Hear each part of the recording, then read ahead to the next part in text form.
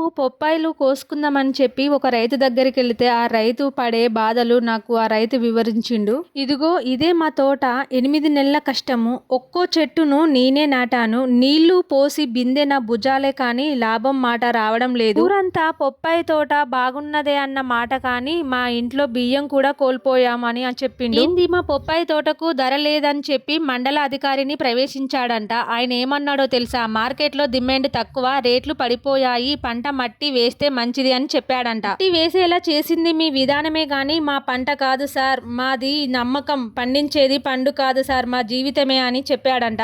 ఒక్కోసారి ఆ రైతు చేతిని చూస్తారా, పగుళ్లతో నిండిపోయి ఉంది. ఏ దేశమైనా ఎదగాలంటే ఆ చేతులే గాలి వేయాలి, కానీ ఈ రోజు ఆ చేతులు వదిలేస్తున్నాయని చెప్పారంట. వచ్చి తోటనైతే నేలమట్టం అయిపోయిందమ్మా, మట్టిలో కలిసిపోయింది, కానీ మా మనసు అయితే ఇంకా పచ్చగానే ఉందంటూ తన బాధనైతే నాకైతే తెలియజెప్పాడు ఆ రైతు. చాలా బాధ అనిపించింది.